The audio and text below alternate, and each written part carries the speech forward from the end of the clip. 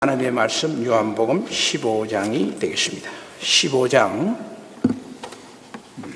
1절에서 16절인데요. 제가 14절에서 16절 말씀까지 봉독해 올립니다. 14절입니다. 너희는 내가 명하는 대로 행하면 곧 나의 친구라. 이제부터는 너희를 종이라 하지 아니하리니 종은 주인이 하는 것을 알지 못함이라. 너희를 친구라 하였노니 내가 내 아버지께 들은 것을 다 너희에게 알게 하였습니다.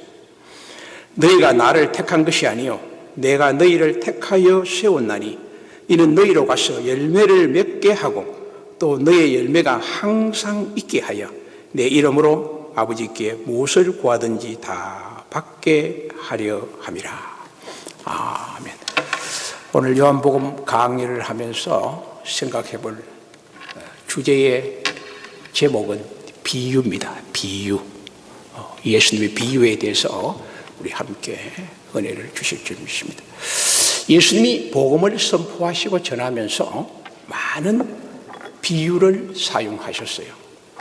복음서를 연구해 보면 예수님이 선포한 말씀 중에서 3분의 1이 비유로 우리에게 전해주셨다 하는 것을 우리가 발견하게 됩니다.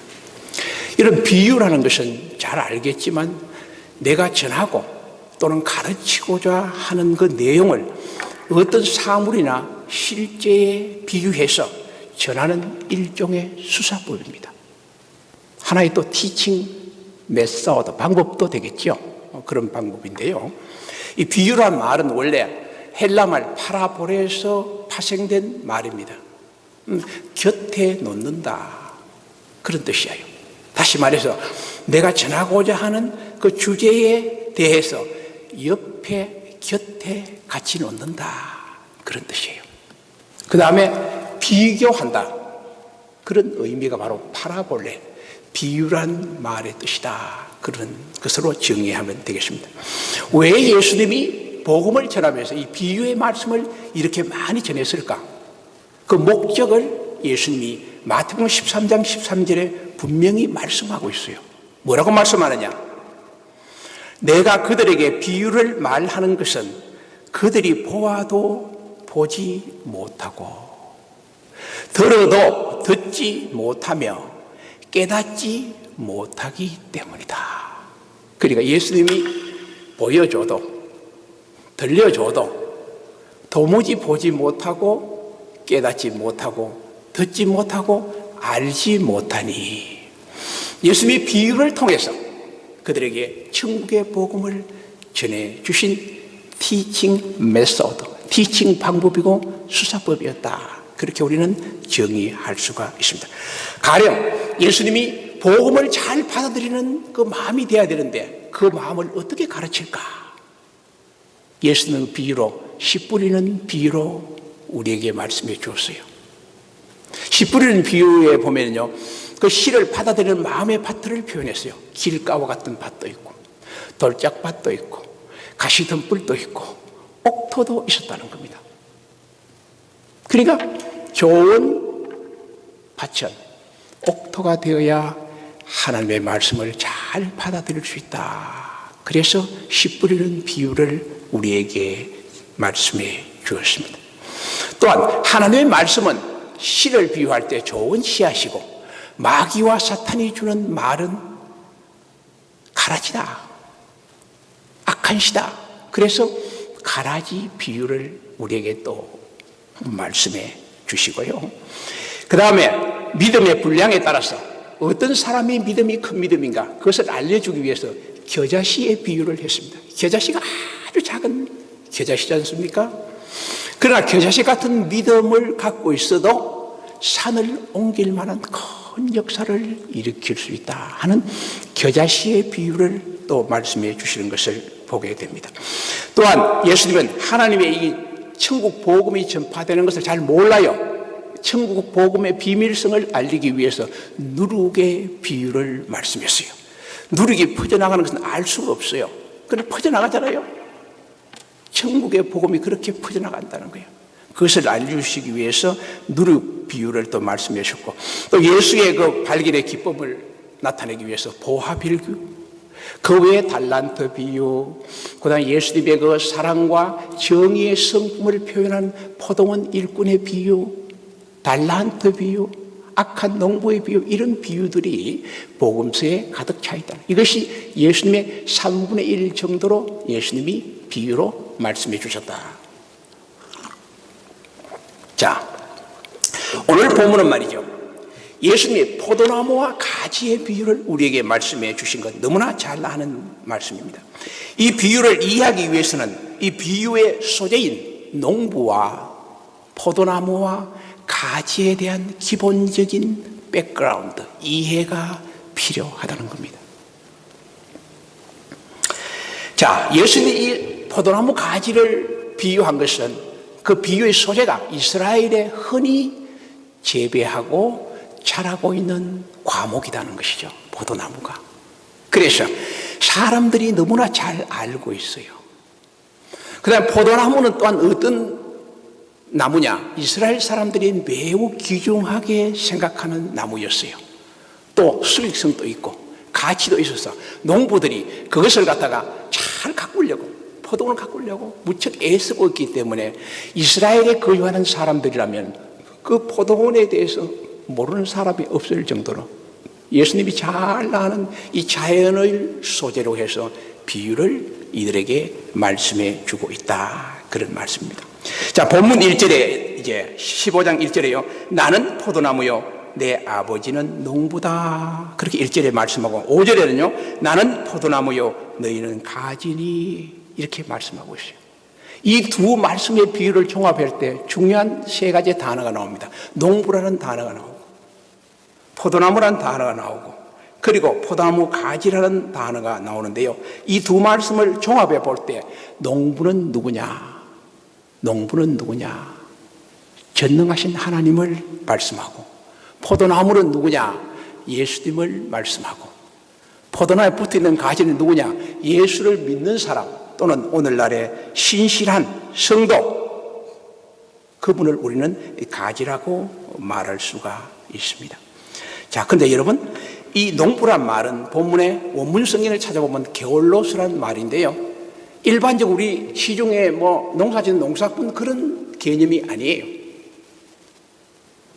여기서 게올로스라는 농부라는 의미는 열매의 과실을 맺게 할 수 있는 능력이 있고, 그 다음에 과실을 제거해 버리는 그런 능력도 가지신 주인이라는 겁니다. 그런 농부라는 겁니다. 그게 누굽니까? 전능하신 하나님이라는 거예요. 일반 농부가 그렇게 할 수 없어요. 자, 그렇다면 이 전능한 농부가 바로 하나님인데, 우리 인생의 농사를 다 짓고 살아갑니다. 지금 살아가는 게 농사 짓는 거예요. 그렇다면 전능한 하나님이 우리 인생에, 우리 성도의 농부라면 우리 농사 짓는 게 가장 중요한 것이 인간이 뭐를 추구합니까? 생사화복을 추구하네요. 중요한 네 단어예요. 이 생사화복의 주관자가 누구냐? 게올로스, 농부이신 하나님이라는 거예요. 그리고 삶 가운데서 살아가면서 예기치 않는 수많은 어려움과 고통도 있지만 우리의 삶 속에 수많은 열매도 맺게 하고 또는 열매도 제거해 버리는 그런 능력의 농부, 그분이 누구냐? 게올로스, 주님이라는 거예요. 전능한 하나님. 농부는 바로 이런 하나님이구나, 이렇게 우리가 보면은 문제가 없을 것 같습니다. 자, 아무튼 오늘 이 비유 말씀에 농부, 그리고 포도나무, 가지, 이 비유를 중심으로 해서 주님이 우리에게 주시고자 하는 메시지가 뭔지를 우리가 찾아내야 돼요. 성경을 읽으면서 여러분, 주님이 하는 메시지가 뭔가를 묵상해야 한다는 거예요. 왜 묵상을 하냐, 성경을? 이 말씀이 뭘까? 이 말씀이 나의 삶 속에 어떻게 적용될까를 깊이 묵상할 때 그게 은혜가 되고 하나님의 메시지가 들리는 거예요. 자, 제가 발견한 메시지는 세 가지였습니다. 첫 번째 주님의 메시지는 주님과 성도는 일체감의 삶을 살아가야 한다는 메시지입니다. 자, 본문에 포도나무의 존재 가치.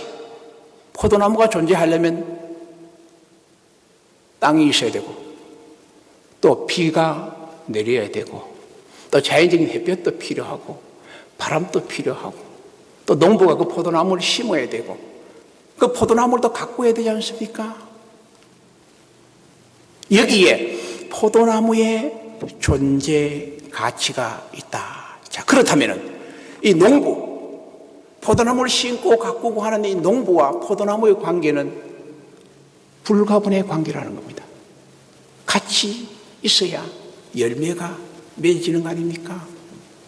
이것을 신학적으로 말하면 하나님이신 농부와 포도나무이신 예수님은 하나라는 겁니다. 일체감이라는 겁니다.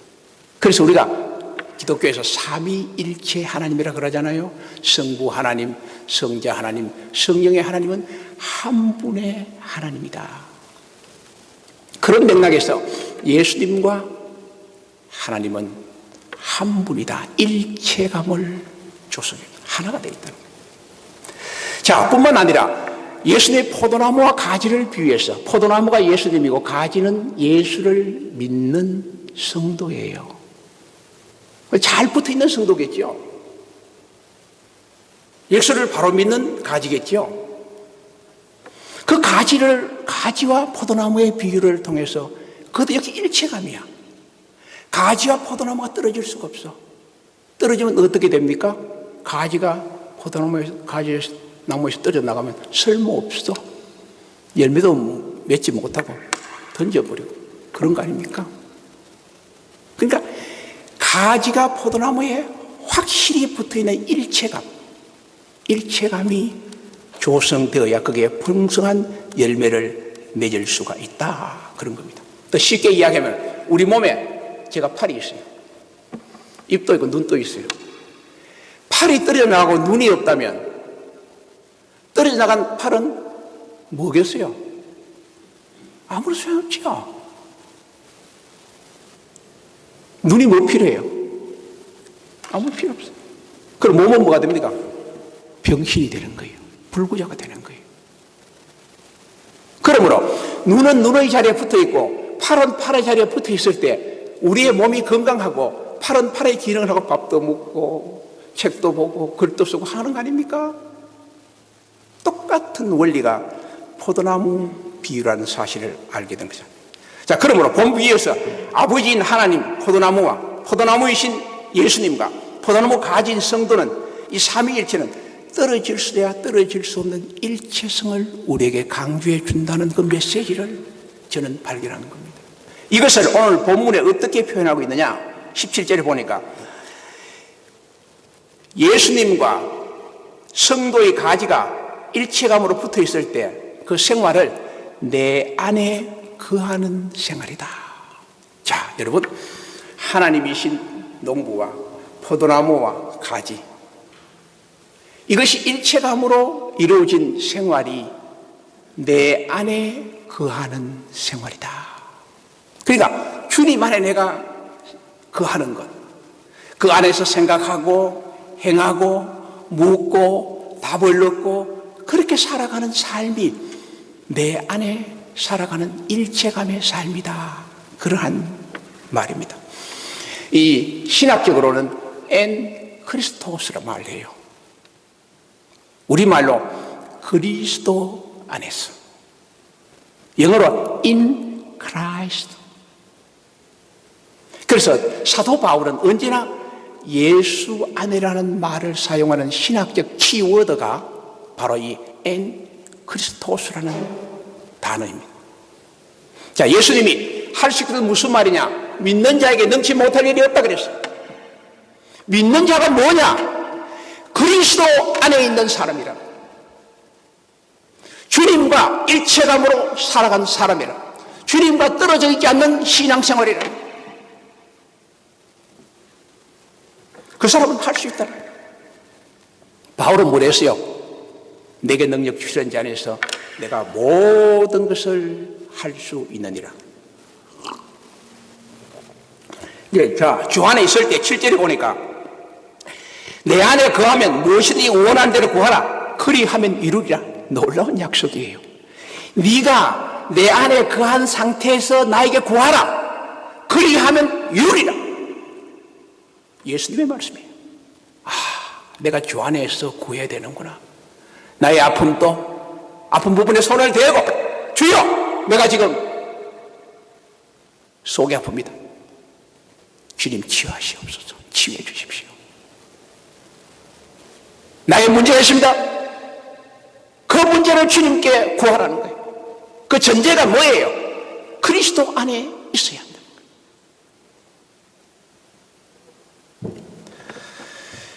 7절 말씀에 내 안에 거하면 무엇이든지 원하는 대로 구하라. 그래야면 이런 놀라운 약속의 말씀이죠. 그럼 중요한 것은 지금 우리가 뭐 해야 되느냐?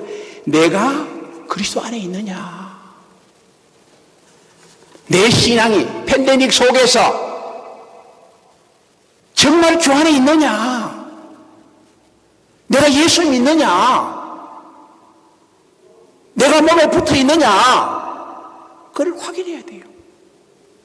뭐 하나님 안 보이니까 목사님도 안 보이는데 그거 아닙니다. 목사 보고 누구 보고 예수 믿습니까? 나의 축복과 나의 구원은 나와 하나님의 관계예요. 신실해야 됩니다. 진솔해야 됩니다. 내가 그리스도 안에 있는지 이것을 우리가 점검하는 그런 메시지를 우리에게 주시는 거 아닙니까? 필요할 때 하나님만 구하고 필요할 때만 교회 생활한다면 올바른 신앙이 아니죠. 필요할 때만 하나님께 구하는 사람은 샤머니즘 신앙이에요. 내가 다 할 수 있다는 생각하는 그 사람들은 교만한 사람들이야. 전능한 농부를 인정하지 않는 거예요. 거기서 콜링 아웃 나와야 되는 거예요. 나와서 그리스도 안에 서야 되는 거예요. 주님께 붙어 있어야 하는 거예요. 일체감이 돼야 되는 거예요. 그리스도 안에 있어야 되는 거예요. 그렇게 될 때에 어떻게 됩니까? 하나님 그리하면 이루리라. 내가 이루어주겠다. 풍성한 열매를 주겠다. 여러분의 삶 속에 무슨 열매를 원하고 있습니까? 그것은 내가 주 안에 거해야 되겠구나. 그리고 구하십시오. 그럼 주님이 이루리라. 이런 은혜가 있기를 주의 이름으로 축복합니다. 제가 발견한 주님의 비유 중에 두 번째 메시지는 성도와 주님은 일체감의 친밀성을 가져야 된다. 친밀감. 여러분, 포도나무와 가지가 일체감을 가질 때 포도나무 뿌리에서 줄기를 통해 각종 영양분을 공급받고 그 영양분을 통해서 풍성한 열매를 맺게 되는 것입니다. 마찬가지로 성도가 예수 믿는 사람이 그리스도의 몸에 잘 붙었을 때 주님을 통해서 엄청난 영양분과 은혜와 능력들을 공급받는다는 거예요. 공급하더니 열매를 맺을 수밖에. 새 힘도 주시고 새 능력 주시고 나의 근심과 염려와 걱정과 모든 것을 자유하는 은혜를 잊게 된다는 것입니다. 이것을 주님은 뭐로 표현했느냐? 주님과 내가 대화를 해서 이렇게 은혜를 받는 것은 주님과 나 사이의 친밀감이라는 거예요. 친밀감. 아주 가깝다는 거예요.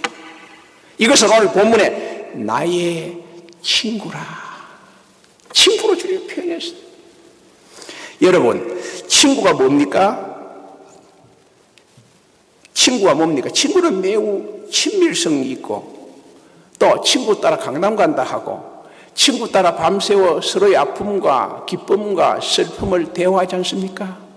그래서 여러분, 인생 살면서 좋은 친구를 가진 사람은, 특히 믿음의 친구를 가진 사람은 행복한 사람이에요.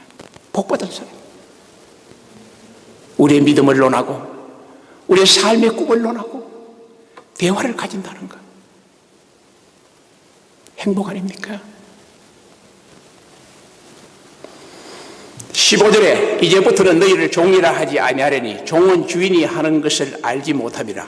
너희를 친구라 하였노니 내가 아버지께 들은 것을 다 너희에게 알게 하였습니다. 알게 하였습니다. 하나님과 내가 아주 친밀하게 된다는 거예요. 아버지께 들은 것을 너에게 다 알려준다는 겁니다. 그게 뭐입니까? 뭘 알려준다는 겁니까?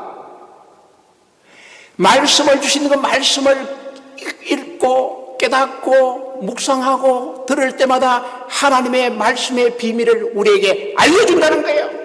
여기에 인생의 키포인트가 있는 거예요. 승리의 비결이 있는 거예요. 실패 없는 열려맺는 놀라운 은혜가 주님이 알려준다는 거예요. 참 놀라운 거 아닙니까?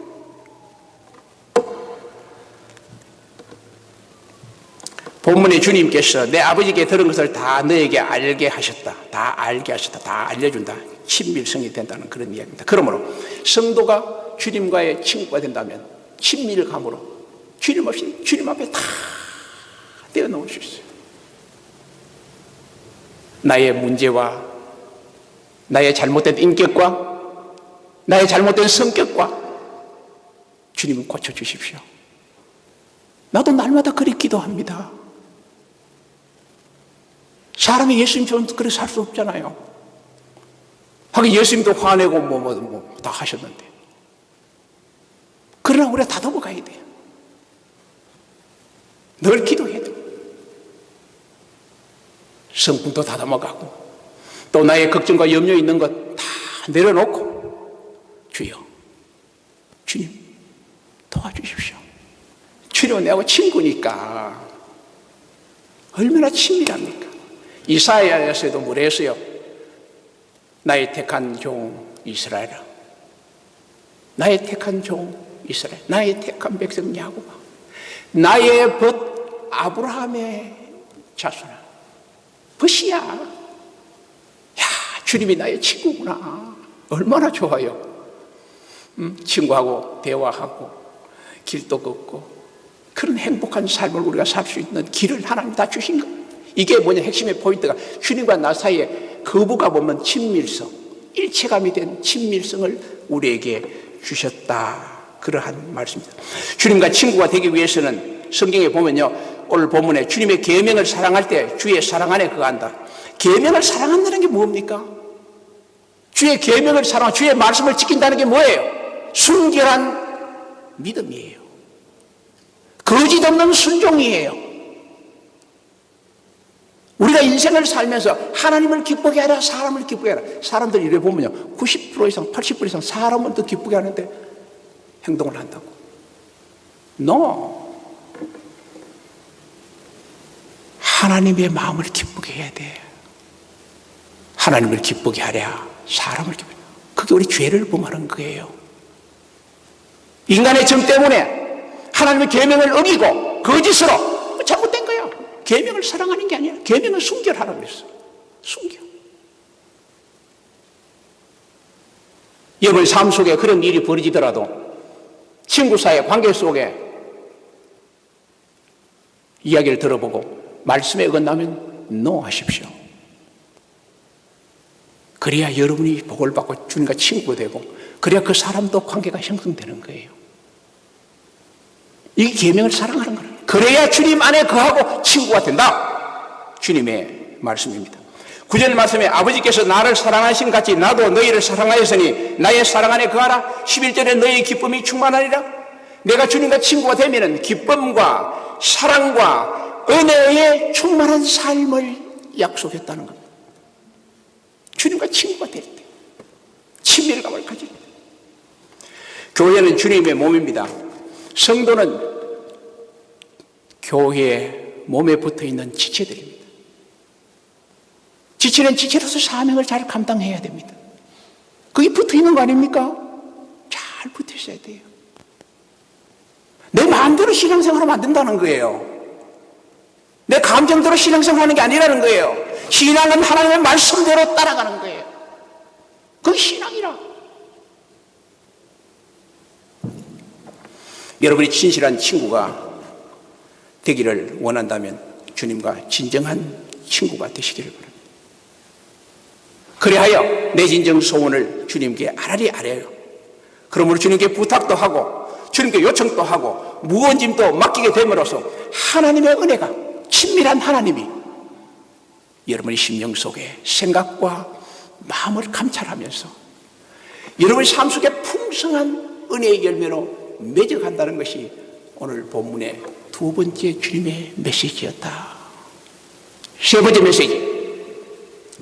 자, 하나님과 예수 그리스도 성도인 가지가 일체감을 가지고 살아갈 때 반드시 열매를 주신다는 약속이죠. 본문에 16절입니다. 너희가 나를 택한 것이 아니요 내가 너희를 택하여 세웠나니 이는 너희로 가서 열매를 맺게 하고 또 너희 열매가 항상 있게 하여 내 이름으로 아버지께 무엇을 구하든지 다 받게 하려 하며. 중요한 세 단어를 예수님 말씀하셨어요. 주님과 내가 일체감의 삶을 주님의 몸에 잘 붙어 그렇게 신앙생활을 잘 하면 첫 번째 주는 메시지가 열매를 주신다. 풍성한 열매를. 나의 인생의 농사 속에 해야 될 일이 많아. 그 많은 것들을 하나님의 생사복을 주관하시고 삶에 예기치 않은 문제도 극복하게 하시고 하나님께서 인생에 필요한 모든 것을 공급해 준다는 거 아닙니까? 열매를 맺게 한다는 거예요. 풍성한 열매. 그 다음 두 번째는 중요한 이야기가 뭡니까?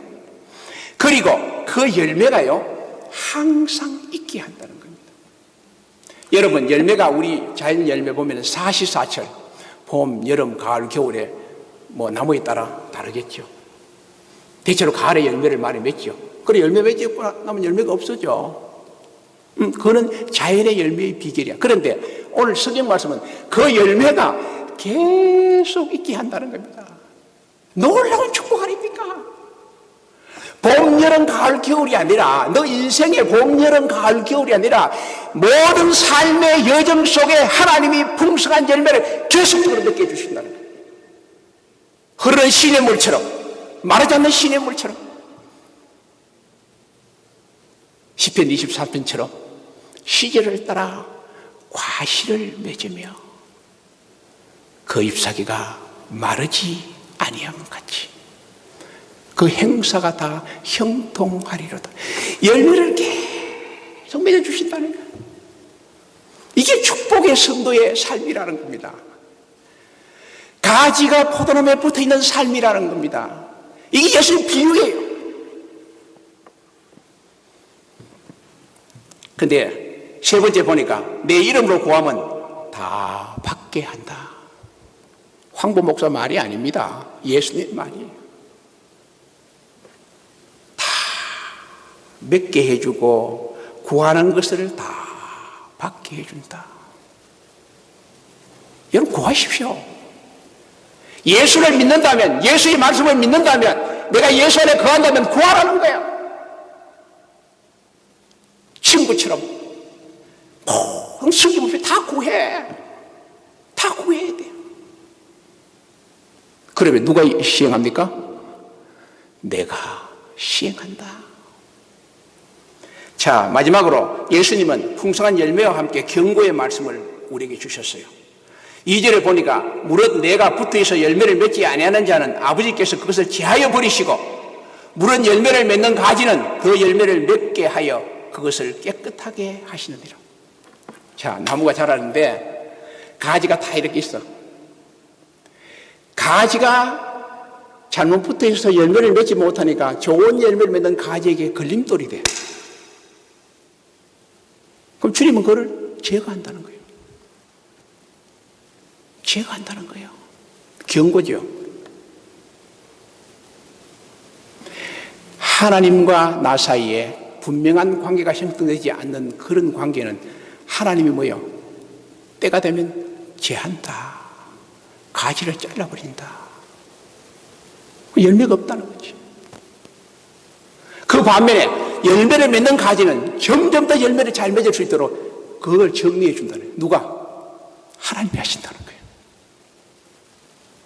하나님 마지막 때 심판을 할 겁니다. 알고 가라지를 정리합니다. 그러나 이 세상에서도 하나님은 교회를 통해서 세상을 통해서 시시때때로 가지를 정리해요. 묘하게 정리합니다. 그래서 풍성한 열매 맺는 그 가지가 잘 자랄 수 있도록 더 은혜를 받을 수 있도록 만들어 간다는 겁니다. 자, 성도 여러분, 우리는 어느 편에 써야 됩니까? 야, 너는 필요 없어. 주님이 잘리는 그런 가지가 되어서는 안 되겠지요. 그래 내 신앙을 나 다시 돌아와서 잘 붙어 있어야 돼요. 주님과 좋은 일치감이 되고 친구 관계를 잘 만들어야 한다는 겁니다. 자, 오늘 우리는 이 본문 말씀을 통해서 저와 여러분들은 참으로 중요한 자리에 서 있습니다. 길목에 서 있습니다. 내가 하나님의 생명과 축복의 열매를 맺고 안 맺고 하는 그런 길목에 내가 서 있다는 겁니다. 저와 여러분이 똑같다는 것이죠. 모든 메시지를 듣고 있는 수많은 사람들 마찬가지죠. 우리 설교가 유튜브로 나가기 때문에 많은 데서도 듣고 전화 오는 사람들이 있어요.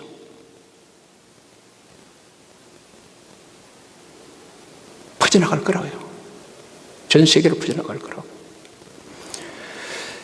중요한 이야기는 예수님 세대나 지금이나 계속적으로 말씀은 선포되고 있습니다. 그 말씀에 대해서 이론이나 비판이 필요 없어요. 예수님 뭐라고 했습니까? 귀 있는 자는 들어라. 듣고 안 듣고는 나와 여러분의 몫이에요. 선택은 듣는 자의 몫이라는 거야. 자기에게 필요 없으면 안 들으면 돼. 유익하면 들으라는 거예요. 선택의 몫은 나에게. 그게 이론과 비판이 필요 없어요. 뭐 어떤 것도 그런 거 하면 안 돼요. 자기 선택이야. 예수님 말씀입니다. 주님은 또다시 우리에게 말씀합니다. 5절 말씀에 너희가 나를 떠나서는 아무것도 할 수 없다. 나를 떠나서는 아무것도 할 수 없다. 주님 다시 말씀합니다. 너는 주 안에 거하고 나와 친밀한 친구가 되고 그래야 해서 풍성한 열매, 구원의 열매, 삶의 열매를 맺는 성도가 될 것을 우리에게 주신 메시지입니다. 여러분, 주님께 잘 붙어있는 가지가 되어서 생사화복의 주관자이신 주님을 통해 삶 속에 밀려오는 수많은 고독과 어려움과 아픔 속에서도 승리의 열매를 맺는 그런 복된 성도 되기를 주의 이름으로 축복합니다. 기도합시다. 하나님 감사합니다. 오늘 또 요한복음 예수님의 말씀을 한 절 한 절 저희들이 강해하면서 주님의 메시지를 묵상했습니다. 주여, 저희들이 믿음이 부족해서 지금 주님의 몸에 붙어있지 않고 주 안에 거하지 않고 주님과 친구가 되지 않고 열매를 맺지 못하고 있다면 주여 불쌍히 여겨주셔서 저희들의 모습들이 주께로 돌아가 주 안에 거하는 주와 일체감이 되어서 풍성한 열매를 맺는 복된 성도들 다 되게 해 주십시오. 주님께 감사하는 마음으로 이 시간 귀한 예물을 헌금교회에 봉헌했습니다. 손길들마다 주의 마음대로 축복하시고 주께 붙어있는 우리의 정성들 하나님 다 받아주시기를 간절히 바라옵고 원하오며 예수님의 이름으로 기도드립니다. 아멘.